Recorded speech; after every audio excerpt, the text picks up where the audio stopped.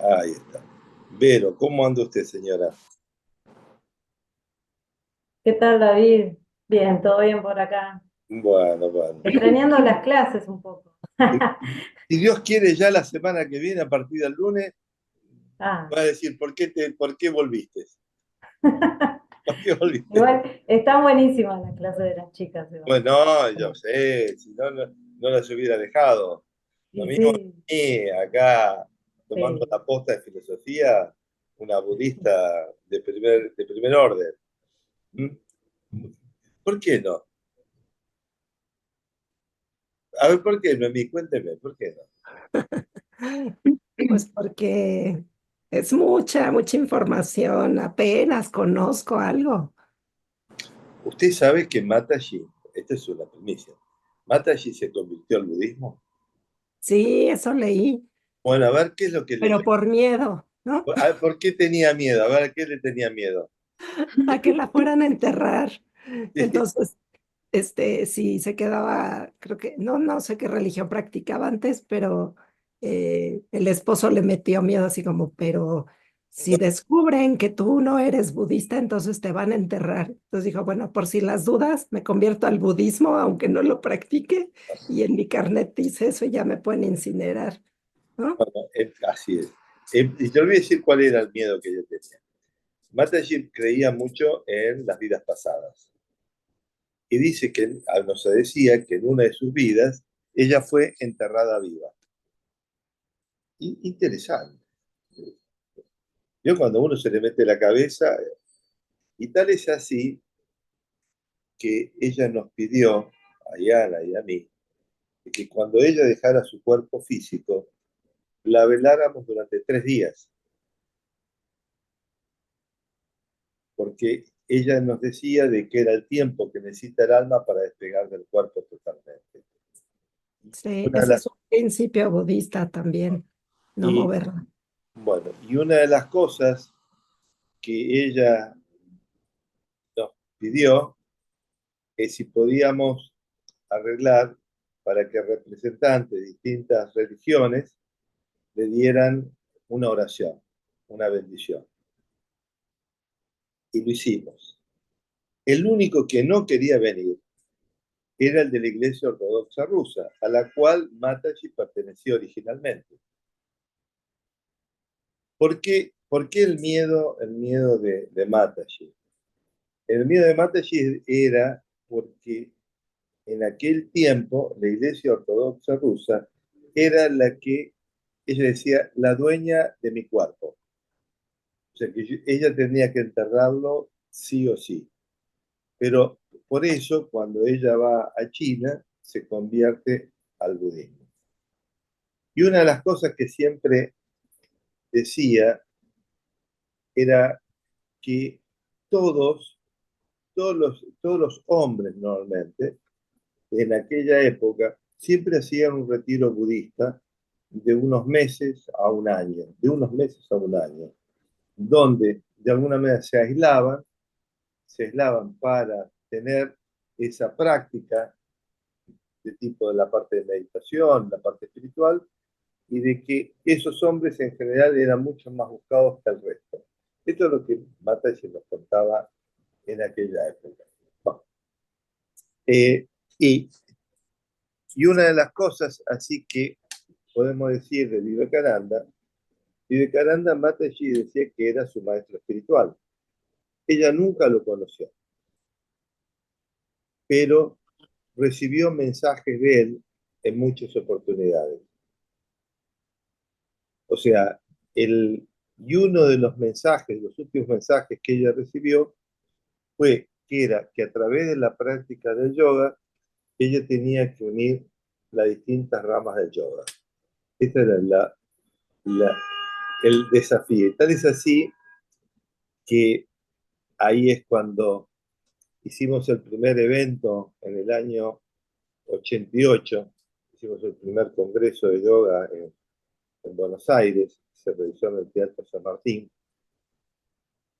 El, el objetivo era justamente tratar de meter dentro de una misma sala, sobre una misma mesa, a distintos representantes del yoga que en ese momento había en Buenos Aires.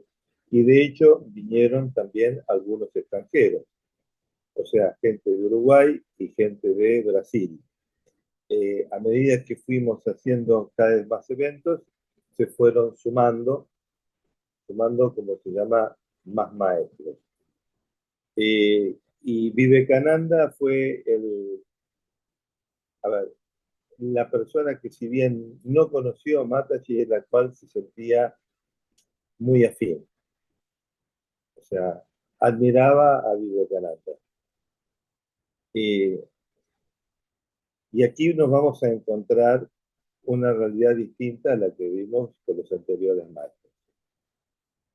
¿Y a qué se debe?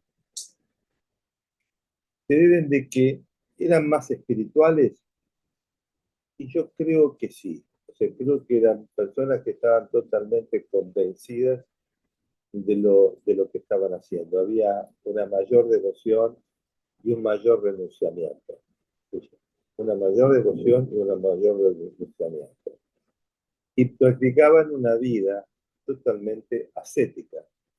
Si uno, a ver, si uno mira y observa, eh, primero los tiempos en los cuales se produce todo este, todos estos maestros, por ejemplo, tanto el de Ramakrishna como Vivekananda. O sea, son épocas en las cuales las distancias de un país a otro eran, o sea, imagínense en el año, creo que el Congreso de las Religiones fue en el año 1893, algo por el estilo, 1893, algo por el estilo. Entonces, para llegar de la India a Estados Unidos en barco, era todo una travesía. Tiene que calcular 30, 40 días de barco, ¿verdad? Y los traslados dentro de los mismos, dentro de la India, para llegar al puerto, y lo mismo dentro de Estados Unidos cuando llega para ir a Chicago, era todo una odisea. Eh, para que tengan una idea, en el año 92, que fuimos a eso, en 1992 fuimos por primera vez con Jan a la India. Y charlando con un señor ahí de la India que estaba en el Ashram, me preguntó cuánto tardé yo en llegar a Puttaparthi, que era el lugar, el ashram de Sai Baba. Y yo le dije 3 días. Y él agarró y me dijo, tardaste lo mismo que yo. Y él vivía en el norte de New Delhi, de Nueva Delhi. Entonces, y seguí la distancia, entonces digo, y son 3 días de viaje. Esa es la realidad. Entonces uno puede medir. Pero imagínense, estamos hablando del año 1992 comparado con 100 años antes, el traslado, los movimientos de la gente eran, digo, hay mucha gente que no sabía de la ciudad donde había nacido.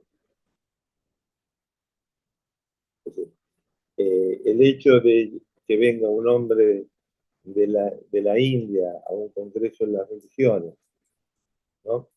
Y yo a veces, cuando ahí dice, mis queridos hermanos, si no me equivoco, fue una de las frases que utilizó Vivekananda, entonces, eh, es interesante, o sea, tiene mucho de lo de Jesús.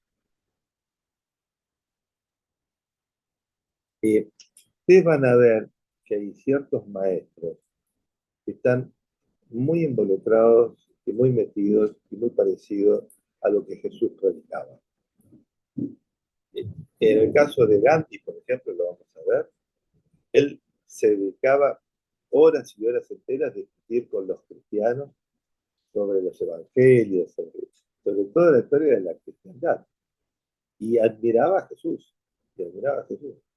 O sea, eh, no vamos a ver, creo que esto creo lo más interesante de todo, donde puedo profesar una religión distinta, pero acepto el pensamiento del otro.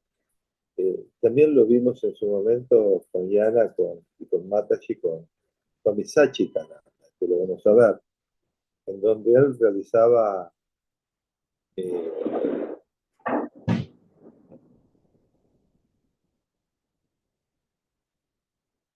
hay una tormenta donde estoy. Espere que voy a cerrar la puerta. Un momento.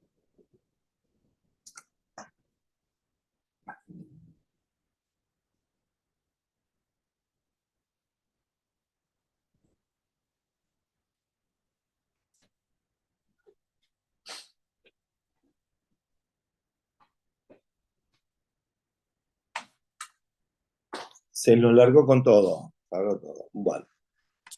Bueno, ¿quién quiere empezar a hablar de Vivekananda? Vamos.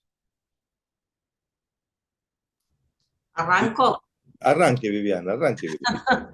Primero te quiero preguntar algo, si te puedo tutear, perdón. Sí, Yo podés no sé. tutear, podés tutear.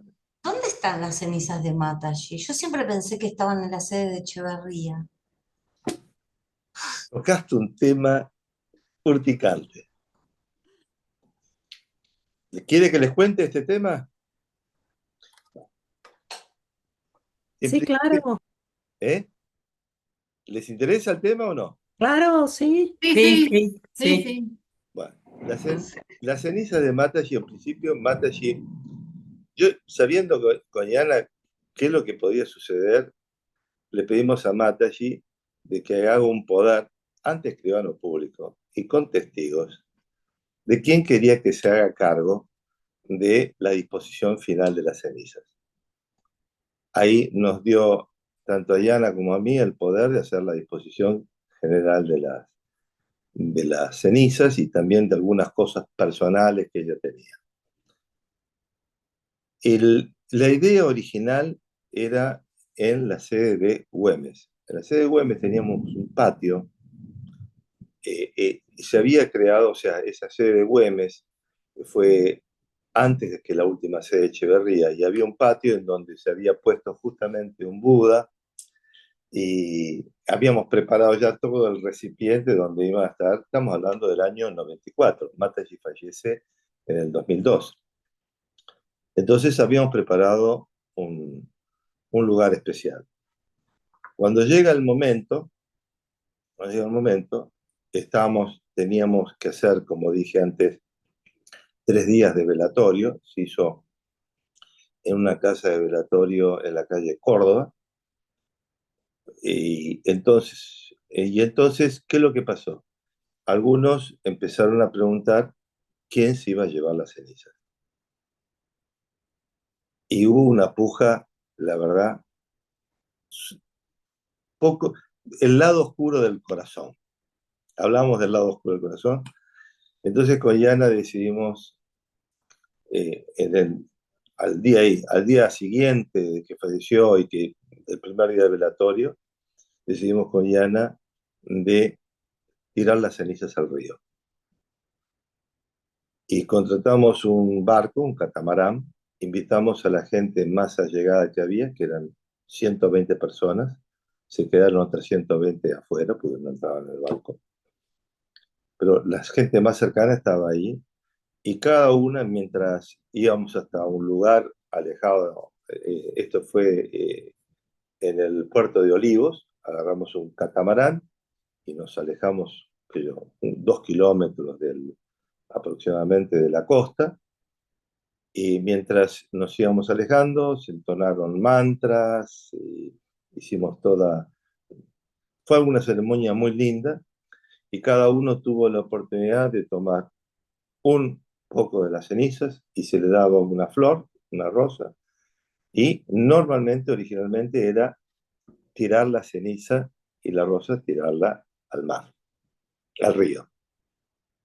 Muchos se la metieron la ceniza dentro de una bolsita de plástico, otras se la comieron.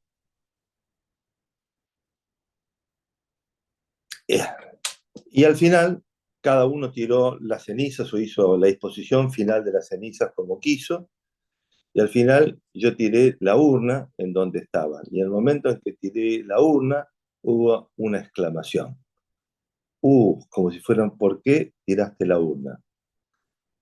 Y yo entre mí y Goyana pensamos, los pingos se ven en la cancha. ¿Qué significa esto? La espiritualidad no va a pasar por tener una urna o tener las cenizas. La espiritualidad viene a través de lo que es mis pensamientos, mis palabras y mis acciones. Punto. Y se terminó toda la historia.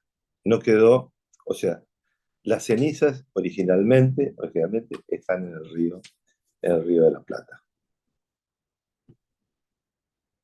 Gracias.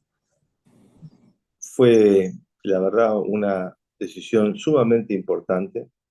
O sea, yo creo que las cenizas no le pertenecen a nadie. Las enseñanzas, ponerlas en práctica a cada uno de los que estuvieron al lado de ellos. Y ese es el mayor desafío.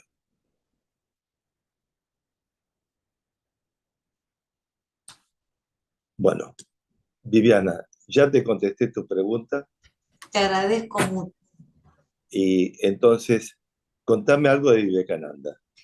Bueno, te digo lo que me acuerdo y si no te pongo el machete. Bueno, te doy el machete. ¿Qué es lo que más te gustó de él? Contame.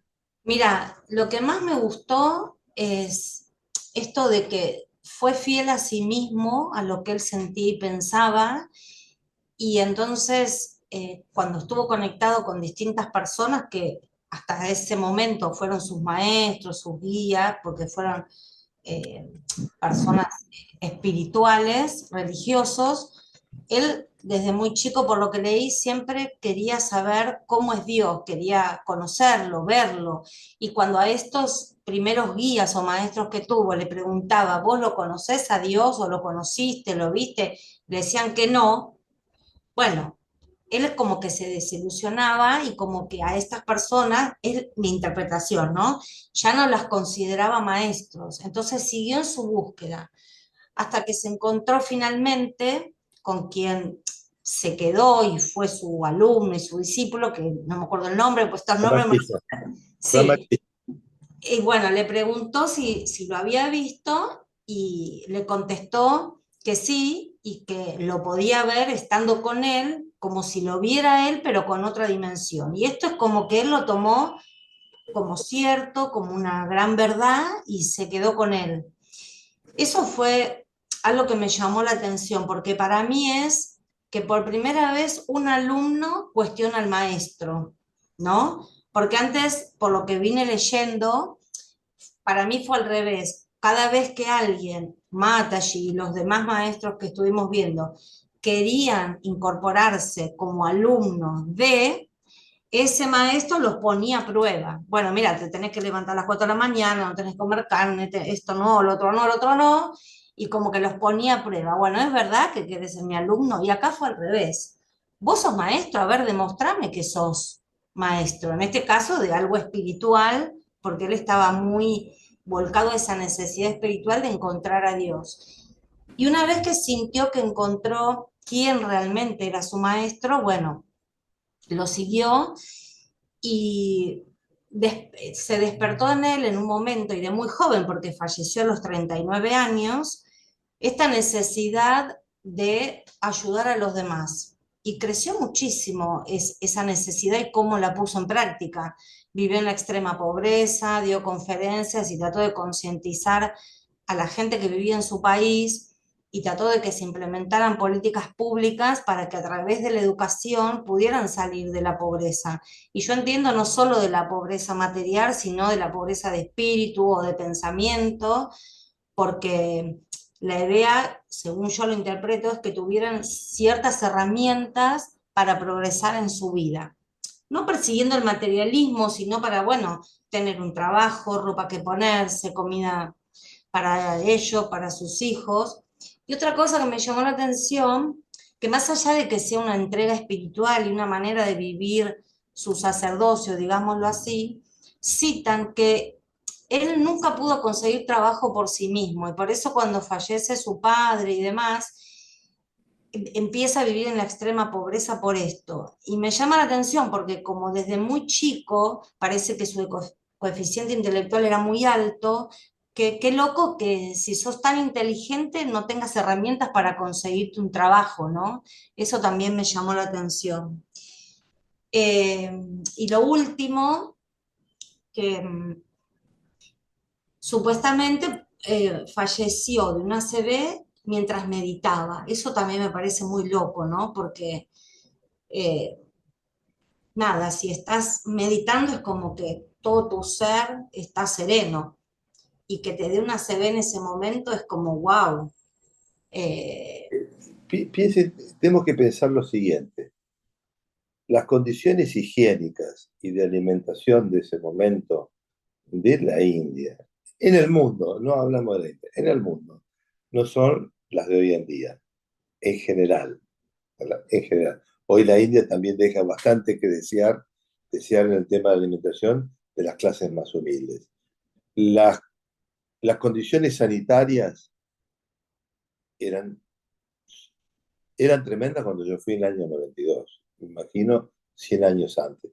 Él, si no me equivoco, fallece en el año 1902, si no me equivoco, 1903.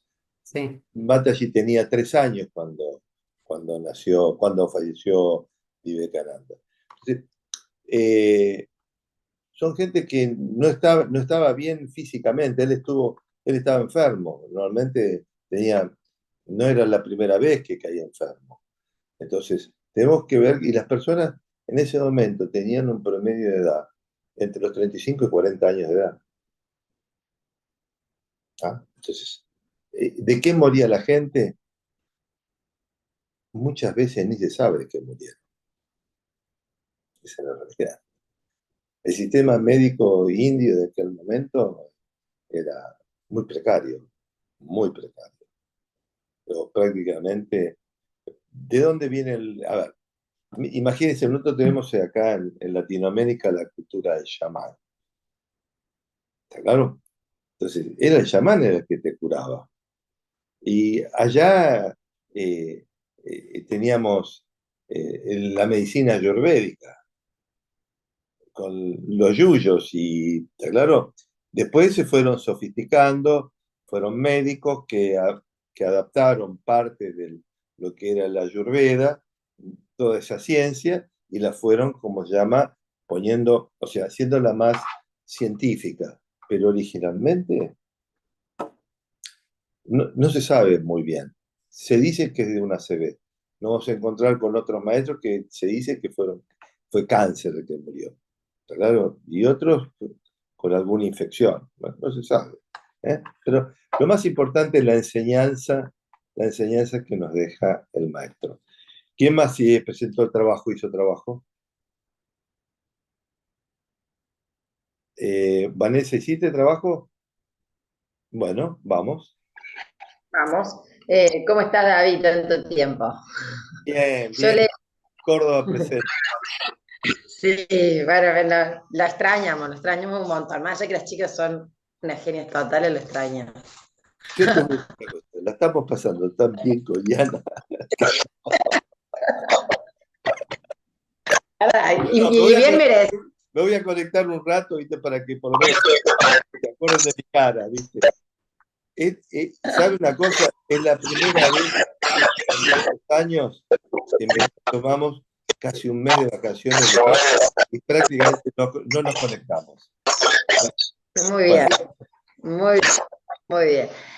Bueno, a mí qué me llamó, casi como que todo lo que dijiste vos al principio, me llamó primero la atención su conexión con Dios, o sea, la similitud con todo lo que es la religión cristiana y eso de buscar a Dios, no busca un gurú, una guía, era Dios con ese nombre específico, entonces Y después yo tenía que elegir las frases y bueno, y tomé como que una frase que me encantó, que estaba ahí como que así en una entrevista, en algo que él habla, creo que sí, en una entrevista.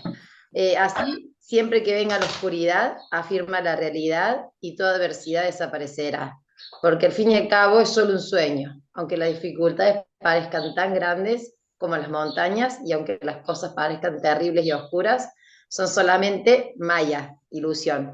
No tengas miedo y desaparecerá, aplástalas y se evaporarán, pisotealas y morirán.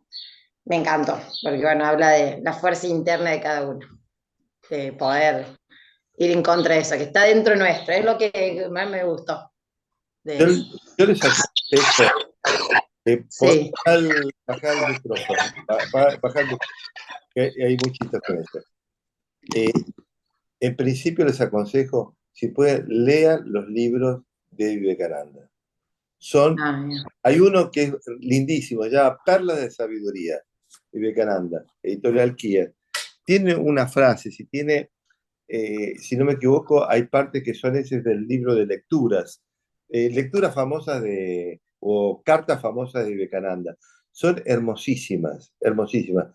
Yo cada vez que los leía, a ver, sentía que mi corazón, primero, latía más fuerte, y segundo, se iluminaba más. Hay una frase hermosa que decía: una acción mala es un eslabón en una cadena de hierro. Una acción buena, una acción luminosa es un eslabón en una cadena de luz. Utiliza los eslabones de tu cadena de oro. Era la cadena de oro. Las acciones. Dice, utiliza los eslabones de tu cadena de oro, o sea, de las acciones positivas, para romper los eslabones de tu cadena de hierro, que son las acciones negativas. Y una vez que lo logres, tira ambas, porque ambas son cadenas. Es maravilloso. Es realmente. Y hay otra frase que dice, no hay ninguna acción que sea enteramente buena. Puede beneficiar a mucha gente y perjudicar a unos pocos. No hay ninguna acción que sea enteramente mala. Puede perjudicar a mucha gente y beneficiar a unos pocos. O sea, lo que tenemos que buscar es la acción más correcta posible, y sabemos que algunos no se van a sentir contentos con la forma en que nosotros procedimos. A pesar de que tratamos de hacer las cosas lo mejor que puedo. ¿Y qué se hace en ese caso? Mañana tratar de hacerlas un poco mejor. ¿Qué quiere decir esto? De que la acción perfecta no existe. Siempre vamos a encontrar que podemos hacerla mejor. Ahí yo creo que se la repetí una vez esa frase de José Ingenieros en su libro Nuestras Fuerzas Morales. Dice, los barcos, como los hombres, navegan sin llegar nunca. Los senderos de la perfección no tienen límites. ¿Qué quiere decir esto? Si uno va en un barco, a medida que va navegando, el horizonte se va corriendo. O sea, yo pensé que el horizonte estaba ahí, pero a medida que vamos andando, el horizonte se nos corre. ¿Qué quiere decir? Que uno va descubriendo que las acciones, a medida que va aprendiendo, las puede hacer mejor. Y esto se lo tenemos que agradecer yo, en el caso mío en particular, y Ana, a Mataji y Vivekananda. Vivekananda creo que es... Mataji adoraba a Vivekananda. Ahí me acuerdo que en su pieza tenía siempre un retrato, y cuando viajaba tenía dos cosas: la bandera mexicana, la bandera argentina y Vivekananda. Vivekananda era su guía espiritual. Bueno, Ángeles, ¿preparaste algo? Sí, estaba re concentrada escuchando Bueno, y escuchando y volando con la imaginación. Bueno, ¿qué tal? ¿Cómo estás? Me alegra mucho verlos, saber de ustedes. A mí lo que me llamó la atención, bueno, las dos compañeras de antes ya dijeron algo de lo que yo había resumido, pero, por ejemplo, él participa, fue el primer hinduista en ir a Occidente, a Chicago en 1893, y participa en un Parlamento Mundial de Religiones. Eso me llamó la atención. Él llevó todo lo que aprendió para presentarlo. Es una pregunta porque no lo entendí. En principio lo que él hizo fue dar a conocer el pensamiento del hinduismo con respecto a la religión. Y con algo que era poco frecuente, hoy le llamamos open mind, con una mente abierta, Claro. dispuesto a escuchar y tratar de comprender al otro sin dejar de ser él quien es. Si nosotros pensamos en el año 1890, la religión, en general todas las religiones, eran como compartimientos estancos, en donde cada uno tenía su librito y no lo compartía, no aceptaba lo del otro, ni divulgaba lo de él en el otro. Cada uno estaba dentro de su cuartito y De nadie. su frasco, claro. Y acá viene, de alguna manera, dice, mis queridos hermanos. Primero los trata como hermanos. Entonces, piensa en lo siguiente, ahí, esto me hace acordar, usted sabe que hicimos un día en una clase de embarazadas, había dos chicas. Entonces, justamente habían venido dos chicas. Y entonces salió este tema justamente salió, algo parecido a esto. Y fue una que me dice, pero David, a una de las cosas que me cuesta ver en ella, a pesar de que ella es católica, y yo también lo soy, ella decía, que ella sea mi hermana. Claro. Dice, me cuesta verlo, lo puedo ver como una persona que procesa la misma religión que yo, pero no como hermana. Lo pensé por lo siguiente, Mataji siempre nos dijo que fuimos creados a imagen y semejanza del Creador. ¿Mm? Mataji siempre nos decía eso. Y entonces, si fuimos creados a imagen y semejanza del Creador, vos, Vanessa, Silvia, Viviana, Tatu, María Marta, y todos los que estamos aquí presentes, disculpe si alguno no lo nombre, entonces, en principio, somos todos hijos del mismo Padre. Y si somos hijos del mismo Padre, entonces todos somos hermanos. ¿Nos vemos como hermanos? No, no. Entonces, ahí, entonces, yo creo que el sentimiento que tenía Vivekananda, ese sentimiento cuando dice, mis queridos hermanos, él tenía ese sentimiento de unidad, de que había nacido del mismo padre. Y los trataba a los otros como si fueran parte de su familia. Sí, dicen que él siempre llevó como la historia de Jesús muy presente. Eh, y a mí eso me llamó la atención de que quiera presentar, no sé si, bueno, interpreté bien como el yoga como una religión también, o hacerla conocida, ¿no? Como decís. Eh, Vos sabés que dentro de la filosofía del hinduismo, el yoga es algo que está presente en el día a día. Yoga significa, a ver, nosotros tomamos la palabra yoga como yoga, que es el yoga del bienestar físico, mental, emocional. El ejercicio, claro. Pero si nosotros analizamos la raíz sánscrita de la palabra yoga, significa unión. Mira. Entonces, ¿a qué aspecto de la unión? Él habló de la unión con los hermanos, una actitud yógica. Entonces, pensemos de ahí. O sea, todo depende, hay algo que siempre quiero que siempre entiendan. Las palabras tenemos que tomarlas de acuerdo a quién las dice.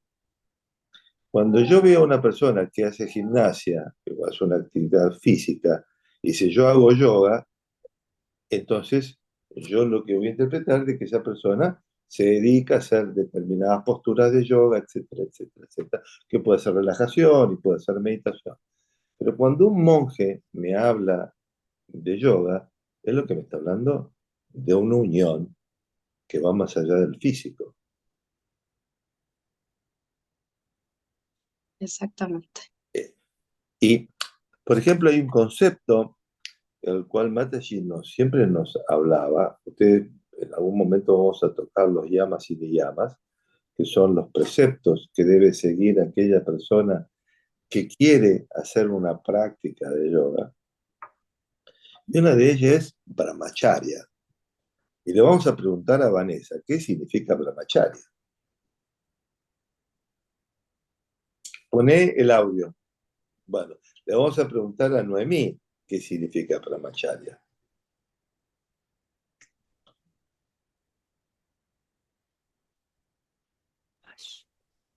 Tiene que ver con los preceptos que lleva a cabo alguien que va a dedicar su vida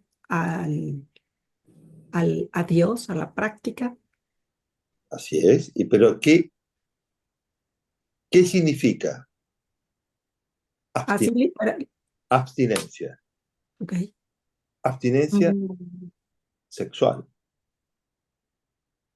Entonces, Mataji aclaró el tema. Dice, si lo dice un monje, es una abstinencia sexual. ¿Y qué significa si no es un monje? Dice, significa no malgastar la energía, inclusive la energía sexual. ¿Qué quiere decir esto? Vamos paso por paso. Una cosa es vamos a la energía, hablamos de la energía en general. Por ejemplo, un detalle que Mataji y Yana siempre lo explica, que Mataji cuando iba en el avión y le daban en un momento en las compañías aéreas daban un paquetito con comida, hoy te lo dan, no te lo dan.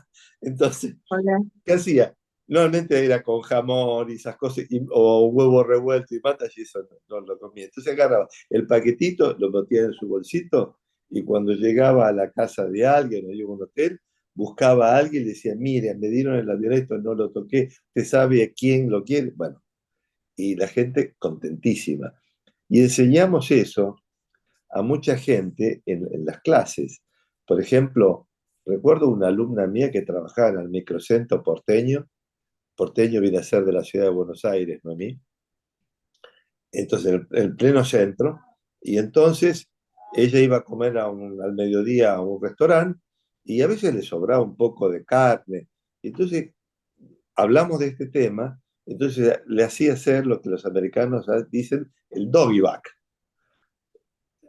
Entonces agarraba y le ponían unos pancitos, además, ¿está claro? Y entonces había alguna señora que encontraba que estaba con el hijo o un señor, entonces le llega el paquetito, mire, esto es para usted. Dice, vos no sabés la alegría que yo tenía, me dice la señora, de ver la sonrisa de una mujer cuando yo le daba el paquetito, tenía algo para comer. O sea, eso es no malgastar la energía. ¿Y cómo es el tema de la actividad sexual?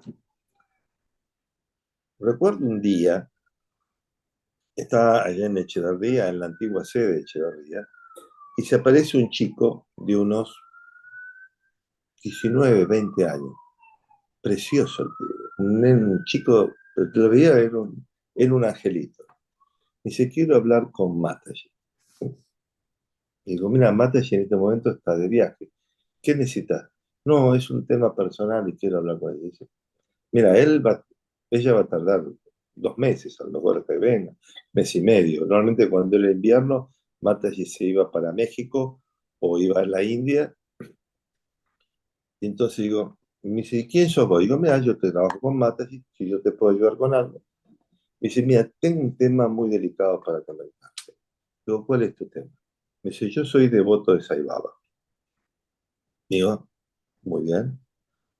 Digo, yo lo conozco, estuve allí, yo lo considero un maestro muy importante. Y me dice, y tengo un problema. Y dice, ¿cuál es tu problema? Y dice, tengo una novia muy linda. Digo, ¿y? Y me dice, pero uno de los preceptos que Sai Baba nos dice es brahmacharya, no relación sexual, abstinencia. Y yo soy joven y me gusta la chica. Y digo, mira, supóngase que se llamaba Carlos. Digo, Carlos, eh, esto, ¿quién lo dice esto? Dice, lo dice un monje, alguien que lleva una vida ascética. ¿Vos sos monje? No, sos un monje. Entonces, para un monje, justamente, brahmacharya significa la abstinencia de tipo sexual.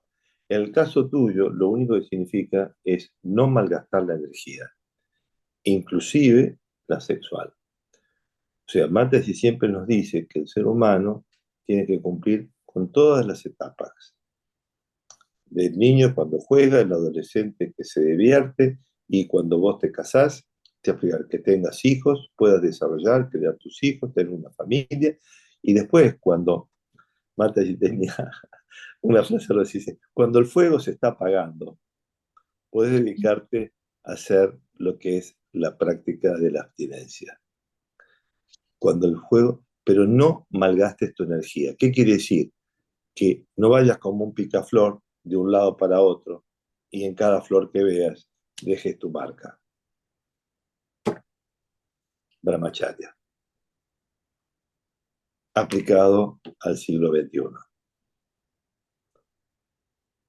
Seguimos, Silvia. ¿Presentaste algo?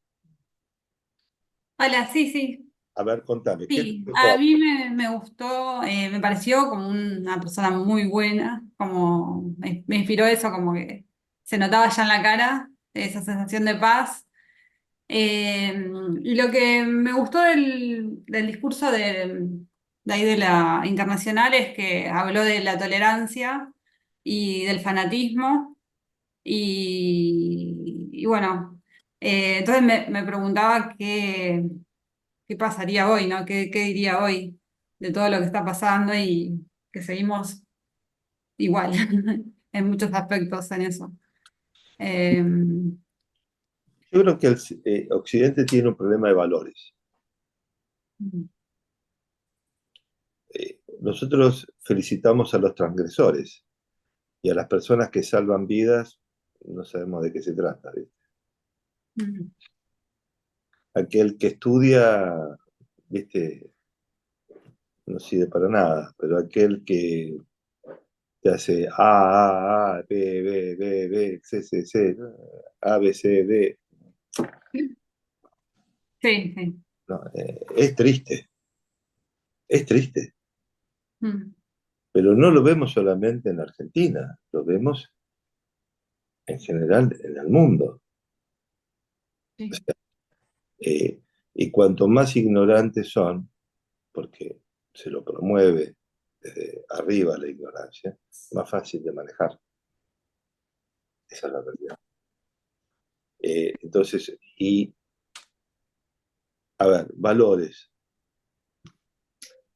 Yo- es muy simple, hay algo que nos ha pasado en esta oportunidad. Eh, eh, yo le conté el otro día de que salió el tema de que una de las personas, las cuales nosotros estábamos con ella, me dice, ¿por qué no hablamos un poco de la espiritualidad? ¿Y qué es la espiritualidad? Etcétera. Pero gente estaba, la gente estaba, ¿cómo se llama? Está en otra cosa, y sin embargo pedían estos temas. O, por ejemplo, nosotros cuando estamos así con un grupo de gente, eh, por ejemplo, antes y compartimos una comida, damos las gracias, claro, Sí. y agradecer la comida. Entonces me decía, un día me olvidé, me dice, ¿cómo no agradecimos la comida? Estamos hablando de pavadas, pero que la gente la necesita, o sea, mientras no la practica, no se da cuenta del valor que tiene. Cuando la empieza a practicar y no la tiene, y se la empieza a valorar, dice, no, no, hagámosla nosotros, hagámosla. Y tal es así, le dije, mira, hoy cumplís años vos, o sea, yo doy una pequeña introducción, pero el resto lo vas a hacer vos. Y fue muy lindo, Qué lindo. darle la posibilidad al otro que pueda expresarse y que no se te rían en la cara o se burlen. Claro. Porque esta es la otra. Le tenemos, le tenemos miedo a la burla, le tenemos miedo a que se rían de nosotros, que nos tomen por estúpidos. A que seamos profundos, a que uno sea profundo. Pero estamos hablando de cosas muy simples. Sí, Agradecer la comida. Agradecer la comida. ¿Mm? sí. Bueno, entonces, ¿qué querías? Contame, ¿algo más querés aclarar ahí? No, y después me gustó que me parece como muy servicial, eh, en pos de ayudar al prójimo, de educar a los pobres, que había la división de castas que había en ese momento, y sí, aún en la India. Eso me gustó como valores Está muy para... bien. Fíjense de que es algo parecido a lo que se está haciendo hoy en día, dentro de todo, todos los grupos juveniles y ayuda a la gente más humilde. Por ejemplo, en Buenos Aires tenía yo chicos que se dedicaban un techo para un techo para un techo, Sí, sí, lo que acuerdo, tenía varios chicos que trabajaban conmigo en la Noche de facultad. caridad también en las Bueno, iglesias. bueno, o que van o que iban al interior del país a pintar las casas, a arreglar las casas. Sí. O sea, esa buena predisposición la gente la tiene. Lo que pasa es cómo armamos toda esa energía y hacemos de que nuestra sociedad, después eso no se pierda. Porque después ese chico sale a trabajar, o sea, deja la escuela secundaria, entra ya en la universidad y en la universidad es otro mundo. Se olvidan de todo esto. Sí. En la Facultad de Económicas habían puesto como un taller para el voluntariado, como una materia más dentro de la cursada. Está muy bien. Nosotros habíamos organizado en la fundación ir a la cárcel a dar clases. Te voy a hablar del año 88, íbamos a la clase. Entonces, lo hicimos hasta el 2010. Y yo fui durante 10 años seguido a la cárcel de Devoto y a la cárcel de mujeres. Devoto queda en la ciudad de Buenos Aires y otra en provincia de Buenos Aires, la cárcel de Seiza, que es de mujeres, la 3 y la 31. David, y los sábados cuando íbamos a las meditaciones a la tarde que las daba Iana, la condición era, bueno, obviamente que hubiera espacio y llevar alimentos no perecederos, no me acuerdo para entregar a qué ONG, pero me acuerdo que decía. Una de las ONG que entregamos es la gente de Saibaba, que tenía 5 comederos, donde se entregaban alimentos, entregábamos ropa. Se juntaban, calcule que por año juntábamos alrededor de 5 toneladas de alimentos. ¿Tá? Y cuando faltaba algo, comprábamos leche y le mandábamos leche en polvo. Se hacía, todo lo que se podía se fue haciendo. Y con Diana, ella todos los sábados ponía justamente en las distintas sedes, o sea, a veces se fue en Cabildo, otras veces fue en Belgrano, que daba esas meditaciones. Hermosas, ¿eh? Realmente una experiencia hermosa. Y Diana estaba enamorada de eso, de esas meditaciones los días sábados. Y aparte la gente se prendía muchísimo. Y, por ejemplo, en la cárcel de mujeres, por ejemplo, mandamos varias alumnas que iban a dar la clase, lo hacían de forma voluntaria. Pero claro, nosotros le pagábamos el transporte hasta allá, porque ir de la capital hasta Ezeiza es flor de trayecto. Sí. Y entonces, o conseguíamos a alguien que nos llevaba con auto y nos traía. Pero fue una experiencia muy linda, muy, muy linda experiencia, y yo considero de que el día de mañana, cuando ustedes en donde estén, traten de hacer ese servicio. Es un servicio, es bueno para el alma, es bueno para el alma. ¿Mm? María ¿Puedo Marta, decir algo? sí, Perdón, ¿puedo decir algo, David? Tato. Sabes que el otro día había visto, no me acuerdo dónde vi esta información, que decía que Argentina está en el ranking de los países más solidarios. Entonces lo comento a un compañero de trabajo y me dice, no, pero eso no es solidaridad, eso es caridad, me dice, porque lo que damos es lo que nos sobra, como queriendo, no, le digo, es que justamente en un país pobre, con un 50% de pobreza aproximadamente, la gente da lo que no tiene. A veces esto quizás nosotros estamos más acostumbrados a verlo, pero no sucede en todos los países. Esto que decís vos, bueno, esto no lo voy a comer, se lo voy a dar a alguien para que otra persona lo aproveche, o no sé, inclusive invitar a gente a comer a tu casa, aunque tengas como lo justito, dividimos entre 3 una milanesa, no importa, tengo una sola milanesa, la dividimos. Sucede esto como ya una cuestión cultural nuestra. Sí. Mira, esto está más que nada es la idiosincrasia que el cual fuimos criados cada uno de nosotros. Algunos en mayor medida, otros en menor medida. Pero lo que tenemos que pensar es de que es bueno ayudar al otro. Es bueno ayudar al otro.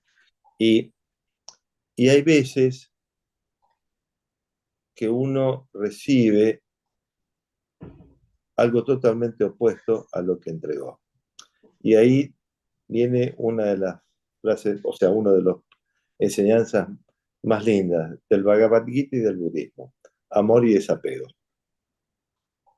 O sea, dar las cosas con amor y desapego al fruto de mis acciones. Doy lo mejor que puedo y hago lo mejor que puedo y no espero nada a cambio. Porque el problema que tenemos es cuando esperamos algo a cambio.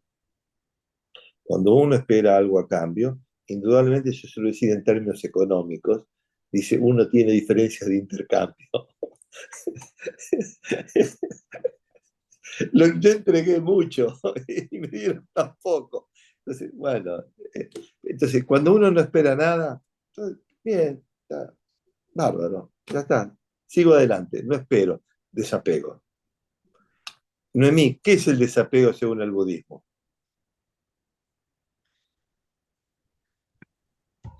El desapego es el no proyectarle a las cosas, a las personas, a las ideas, situaciones que, como generar expectativas. Entonces, Sea más clara, para no sufrir. sea más clara. Sí, no proyectarle cosas que no tienen, que no son reales, que uno las está proyectando. Y entonces, si no se cumplen, voy a sufrir por eso. Yo le voy a dar un ejemplo chiquitito. Ujú.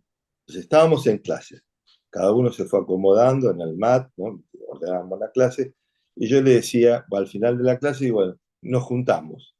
Entonces, nos juntamos, a Mate le gustaba reunirnos todos cerquita, viste, como la gallina con sus pollitos, bueno. Entonces, nosotros invitábamos, entonces nos juntábamos. ¿Y qué es lo que hacía la gente? Agarraba su mat y se venía con el mat al lado. Esa es una actitud de apego. Apego, vengo con mis cosas. Y eso en cada, fíjense, son pequeñas pavadas, pequeñas pavadas. O cuando Mate Yana contó la anécdota de la persona que le hizo un regalo a Mate y después Mate se lo dio, se lo dio a otra. Y la mujer estaba abajo, yo estaba estaba por ahí dando vueltas. Y dice, ¿cómo? Mataji regaló mi regalo. Entonces se fue corriendo para arriba y le dijo, Mataji, ¿cómo regaló usted mi regalo? Dice, niña querida, yo pensé que me lo había regalado, no que me lo había prestado. Tenía un carácter y sumamente inteligente, sumamente inteligente. María Marta, vamos.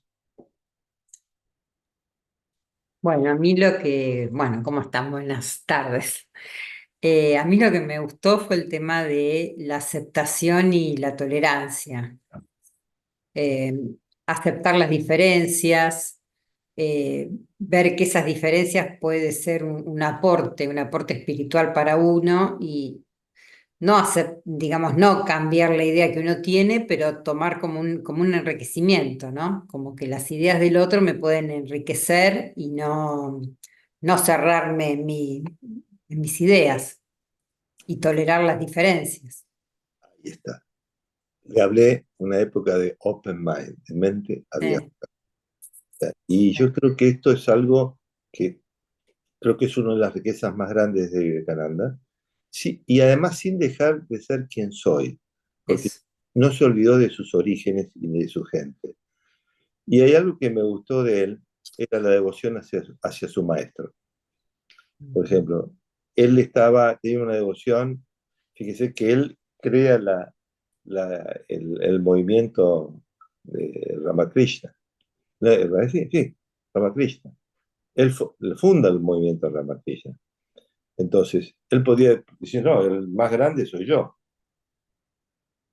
Y mi maestro no lo conocía, pero él, de alguna manera, en honor a su maestro por la enseñanza que recibió, justamente hace la apuesta y él trabaja justamente para engrandecer el nombre de su maestro.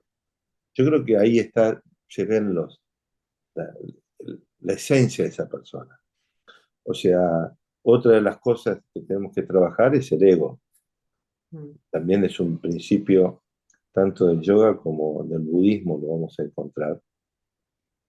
Cómo justamente bajar el ego de la persona. Muchas veces el ego nos conduce a situaciones muy delicadas. las hemos visto en los maestros que han estudiado. Yo se me permite todo. Yo creo que también los maestros en ese momento, menos mal que no había Facebook ni Instagram, en Internet. Era una ventaja, era una ventaja. Bueno, ya. Patricia, ¿cómo andás? ¿Preparaste algo hoy? Sí, un minutito, ya voy. Hola, ¿qué tal? Hola a todas.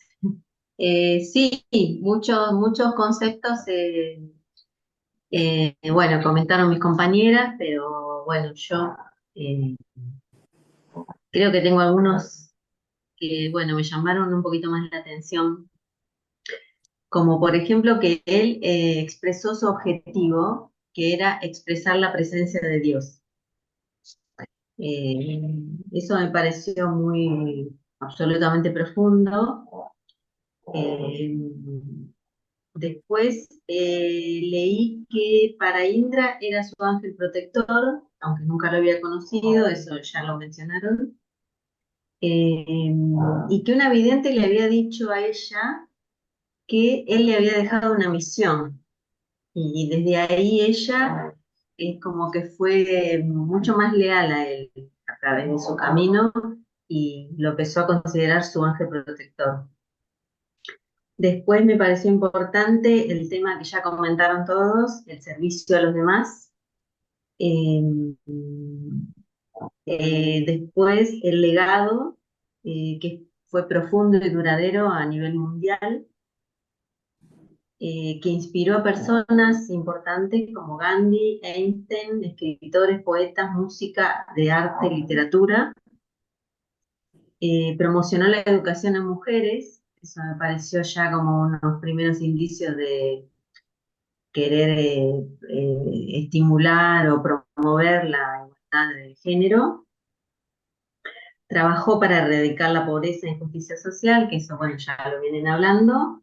Inspiró a movimientos sociales y humanitarios de todo el mundo, o sea que tenía seguidores en todo el mundo, eso me resultó llamativo. En la India fue considerado un héroe nacional, inspiró movimientos de independencia y reforma social. En India se emitieron sellos postales y monedas en su honor. Y algo importante para mí también, o llamativo, fue que la ONU reconoció su contribución a la paz y cooperación internacional. Yo llegué a la conclusión que él tenía un alma política, ¿no? Por toda su forma de servir a los demás y de, no sé, dar en los indicios de cooperación y de fomentar determinados movimientos sociales. Me parece que tenía como un alma política. Nos vamos a encontrar con algunos maestros que indudablemente tienen ese perfil que no es solamente la parte espiritual, sino también de la ayuda de tipo social y donde hay una influencia del aspecto político. Es algo que lo vamos a ver en algunos maestros más. No solo en Vivekananda, pero en Vivekananda era un ejemplo, realmente algo como para tener en consideración. Bueno, Beatriz, Gabriela Beatriz. Pellico. Hola, ¿cómo están? Bien, bien. Bueno, yo un poco lo que para mí elegir, digamos, o concentrarme en algo fue súper difícil porque me pareció todo maravilloso. Desde su recorrido, desde sus enseñanzas, desde esta necesidad de encontrar a Dios, de encontrarse con Dios, ¿no?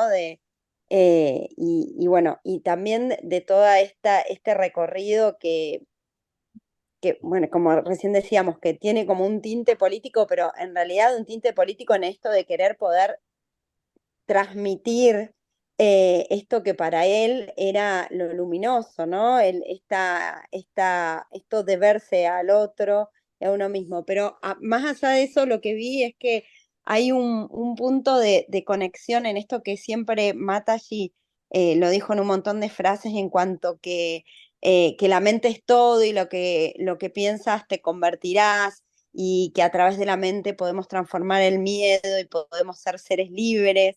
Me parece que, bueno, en esto se ve mucho reflejado en Mataji, ¿no? En esa enseñanza. Y una de las cosas que también me llamaron la atención y que lo pensé también como una de las chicas dijo en el hoy, ¿no? ¿Qué pasaría hoy con esto? Esto de que en un momento él dice, no es necesario demostrar nada a nadie, simplemente debes vivir tu verdad, ¿no? Hoy en un mundo donde por ahí todos los jóvenes están todo el tiempo demostrando o exponiéndose a un otro, ¿no? Y no conectándose con uno mismo y perdiéndose en su interior por complacer por ahí los deseos de un ego y no poder desapegarse de esas necesidades. Digo, qué importante, ¿no? El poder volver a uno mismo, a esa chispa divina que dice Mataji, que tenemos en el interior para poder ser luz, digamos. Eso me llamó mucho la atención y lo vi muy reflejados en las enseñanzas de Mataji. Por eso esto de que ella tenía como guía, porque se ve muy palpable, digamos. Lo dije de entrada, o sea, que era su guía espiritual, era su ángel protector, su ángel de la guarda, y que le había dado una misión. Ella la tenía Sí. clarísimo, ¿eh? Y yo le voy a decir algo. Cuando convocábamos al congreso, al primer congreso, decía, no, mirá, la función es tratar de unir todas las ramas del yoga que podamos tener. Se me rían la cara. ¿Viste? Hay gente que no. Yo estoy dentro de mi círculo, en mi jardín, y no me muevas de acá, ¿viste? Bueno, pero la vida nos llevó, hicimos cosas muy lindas. Uno tiene que agradecer eso, a pesar de que algunas cosas no la comprende la gente y piensa nada más que en el jardín, mi propio jardín. ¿Está claro? Bueno, pero sigue, muy bien, Gabriela. Marina, ¿preparaste algo? Hola David, ¿cómo estás? Bien, bien. Bien. Bueno, sí, preparé también, envié el trabajo hoy. También, como comentaba Patricia, me pareció muy interesante el aporte en relación a la política y a lo social y a la política. Sí. Un poco, bueno, lo que comentaba ella. También la participación en el Parlamento de Chicago, el mensaje sobre la tolerancia y el respeto a las religiones, pero principalmente el aporte en relación a la política y la influencia que tuvo en la independencia de la India. Sí. Siempre, bueno, leía esto de que siempre se interesó desde joven por la situación de, siempre cuestionó el sistema de las castas, la opresión de las mujeres, la pobreza, y que él quiso proponer un cambio, que esto fue una inspiración para líderes políticos también. Así que bueno, un poco lo mismo que comentaban. Y también algo que me pareció muy interesante es esta idea que está en la base del servicio al prójimo, de que para encontrar la propia iluminación es necesario la liberación de los demás, que no hay liberación propia sino sin la ayuda a los demás. Así que bueno, eso es lo que me pareció más interesante. Muy bien, muy bien. Tatu, ¿habías preparado algo? ¿Preparaste? No mandé, pero tengo acá un machete. Sí, siempre incompleto. Bueno, dale, Tatu, vamos. Bueno, algo para agregar porque ya dijeron muchísimas cosas y sí, también me pasó lo mismo con mucho de lo que dijeron, ¿no? Que él promulgaba y vivía la filosofía del no dualismo. Y lo investigué esto del no dualismo porque nunca lo había escuchado y no sabía qué quería decir. Sí.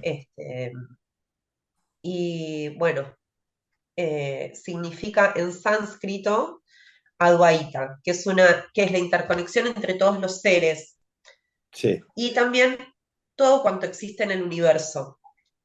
Entonces, quizás por esto también es como, yo creo que esto del no dualismo resume un poco su estilo de vida, todo su recorrido, que creo que también empezó un poco por este deseo de tan chiquito de querer experimentar la presencia de Dios. Lo que quería era eso, quería experimentar esa presencia de Dios. Bueno, y una cosa fue llevándolo a la otra, también, bueno, por supuesto la práctica de la meditación desde muy chico, y bueno, con su ejemplo también se fue despojando de sus cosas, de todo cuanto tenía. Creo que solamente él conservaba una túnica, o la verdad es que no recuerdo el nombre, pero tenía un nombre especial, esa túnica que usaba, y vivía tanto por épocas, vivía en lugares súper pobres, como podía vivir en reinos. Para él era totalmente indistinto. Y después, bueno, también la integración. Tatu, Sí. pensá lo siguiente, ¿con quién podrías compararlo dentro del catolicismo? Y sí, es que, mira, justo acá, todo esto que estoy contando es Jesús. Y el otro es San Francisco. Sí. Ah, sí. San Francisco de Asís. Ustedes van a ver varios personajes de esto, lo que podemos, vamos a estudiar, de que tenían, usted lo veía aquí, y hay cosas que son salvando el tiempo, el lugar, ¿viste? Nos vamos a encontrar con personajes que de alguna manera llevan una vida muy similar, que no se conocieron, no fueron en el mismo tiempo, pero tienen actitudes y que no estaban en los libros, porque no es que se enteraron por la radio, por internet, o no. Es que tenían pensamientos muy, muy parecidos y actitudes muy parecidas. Sí, sí, esto de también eran un profeta, lo que en su tiempo logró, como comentaban antes, de ir a Chicago, un conferencista, pensar en todo lo que tuvo que atravesar es increíble, es increíble. O sea, él realmente tenía la convicción y tenía ese deseo, esas ganas de transmitir ese deseo de unidad, de aceptación del otro, esto de la tolerancia, la paz y la armonía entre todas las religiones. Eso principalmente también lo motivaba muchísimo. Bueno, gracias, Tatu. Karina, ¿preparaste algo? Hola, buenas tardes, David. Hola, sí, más algo parecido también a lo que dijo Tatu. Yo elegí una frase que dijo cuando fue al Parlamento, que dijo, el cristiano no debe convertirse en hindú o budista, ni hindú o un budista convertirse en cristiano, pero cada uno debe asimilar el espíritu de los demás y sin embargo conservar su individualidad y crecer de acuerdo con su propia ley de crecimiento. Yo lo que, digamos, más me llegó de él es cómo él estaba arraigado a lo que era la filosofía Vedanta, digamos, a los principios de lo que era el no dualismo, ¿no? Eh, y bueno, me puse a leer un poco de los principios del no dualismo, que es la unidad esencial del todo, que es cuando nosotros percibimos la diversidad en el mundo, es solo una apariencia superficial que él decía. También otro principio es el ser individual y el Brahman, que en la realidad última son idénticos. O sea, dice, Vivekananda expresaba que la meta de la vida espiritual es poder ver esta realidad y superar la ilusión de separación y experimentar la unidad con el todo. Entonces, Vos fíjate, o sea, esta visión de él, hermosísima, gracias. coincide muchísimo con los principios cristianos occidentales, claro. O sea, de que en parte somos hijos de un mismo padre, esa unidad y que estamos todos ligados, entrelazados. Y Mataji muchas veces, nos decía David, muchas veces las iglesias ayudan a que los seres humanos se separen, se dividan. Es triste, es triste, como si fuese Boca, River, Racing, etc. No, como si fuese un equipo de fútbol, ¿cuál es mejor? No, estamos, y hoy si nosotros vemos qué es lo que está sucediendo en el mundo, estas guerras inconscientes de fanatismo de un lado y de otro, es muy triste, es muy triste. Pero hay que seguir luchando, hay que seguir luchando y trabajando para lograr la paz en el mundo y esa es la tolerancia, tolerar al otro que en principio en apariencia es distinto a mí, pero que interiormente y en esencia es igual a mí. Gracias, Karina. Vero, vamos. ¿Qué nos preparaste de lindo, Vero? Buenas. Bueno, a mí me tocaron las frases Muy bien. ¿Cuál te y gustó? todas, Bueno, todas muy lindas. La verdad la- que me parece muy interesante. Pero bueno, elegí una que dice, siempre que pienses que tú eres una causa de tus problemas, también debes pensar que tú eres la solución. Bueno, siento eso, ¿no? Como que es reflexionar en lo que decidimos, en nuestras acciones, en lo que pensamos, en lo que hacemos, ¿no? Todos los días, como personas también. Eh, para poder crear también mejores circunstancias para nosotros y para los demás. Y bueno, también como hacernos cargo, ¿no? De la responsabilidad que tenemos de poder cambiar y mejorar.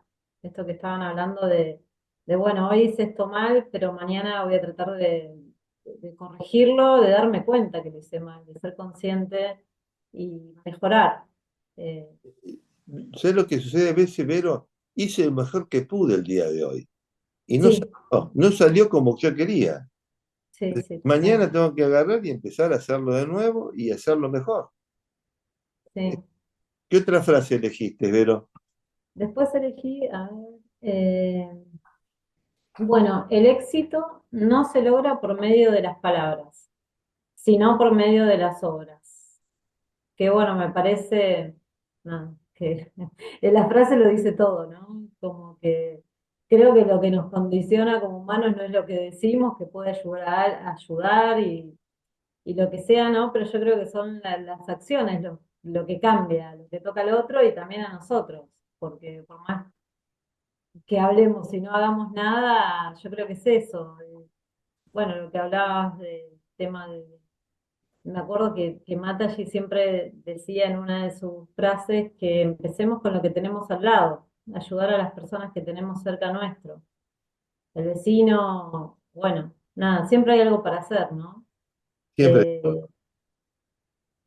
Y bueno, me parece, hay mucha gente que lamentablemente tiene muchas carencias y no nos damos cuenta porque la sociedad está cada vez más individualista, estamos cada vez peor, venimos como con creo que las nuevas generaciones más todavía, porque todo el tema de las redes y, bueno, lo que por ahí yo soy del 80 cosas que no tuve, de cuna, digamos, y ellos son como que vienen con otro preconcepto, obviamente no generalizar, pero todo eso es como que siento que está condicionando al individualismo y bueno, ojalá cambie, ¿no?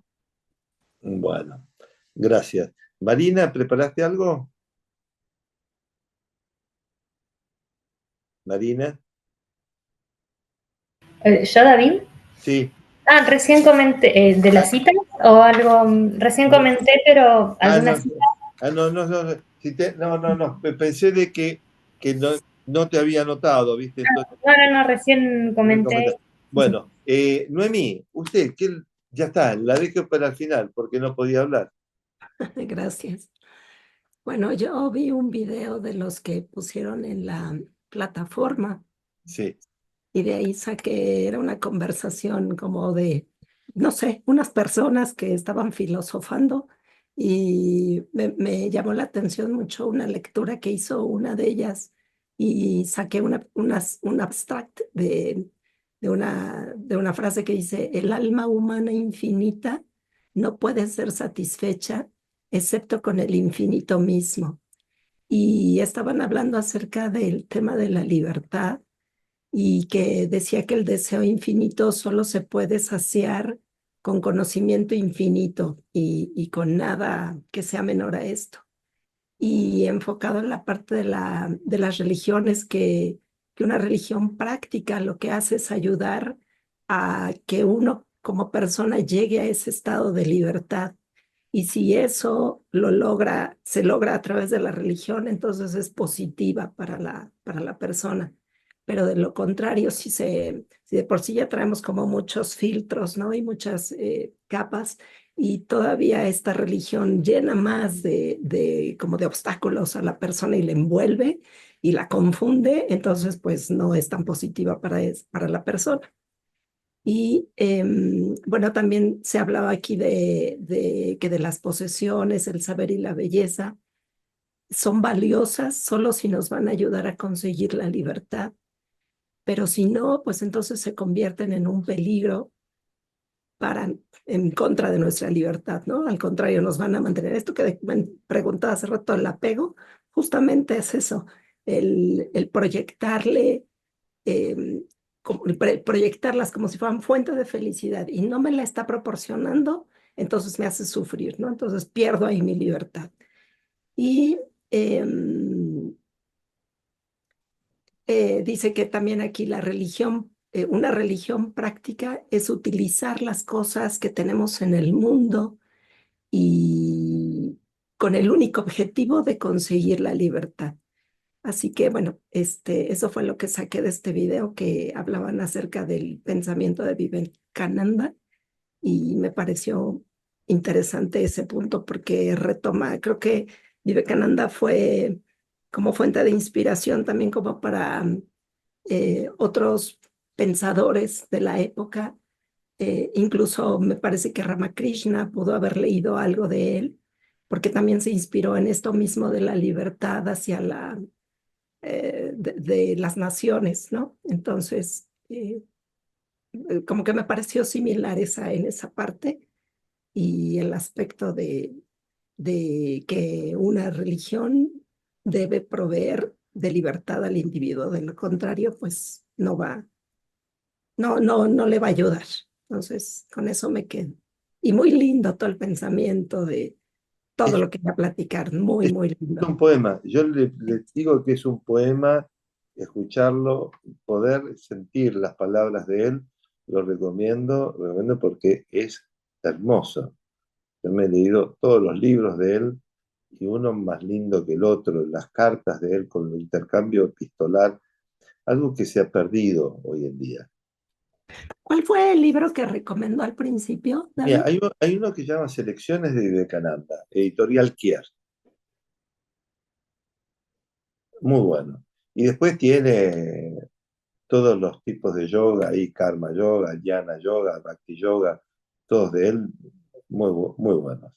Pero las selecciones es el que está concentrado, a ver, serían como las enseñanzas de Indra Devi, ¿no? El libro, ¿no? Está todo concentradito ahí, todo abreviado, pero muy lindo. Y después tienen los videos. He visto un montón, o sea, yo puse algunos, pero hay un montón de videos. Yo no pensaba que había tantos videos de gente que hablaba de él y que transmitía los distintos libros, los audiolibros y todas esas cosas, que no hace falta comprarlos, claro.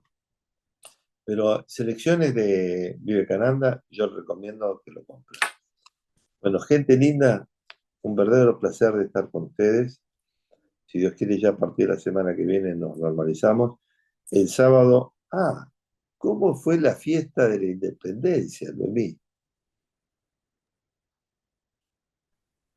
No se la escucha, Noemí. Parece que bien, digo, pero yo desaparecí por la faringitis, no supe. ¿Cómo? ¿No fue al ¿Cómo final? fue? No, No, y faltó a la clase.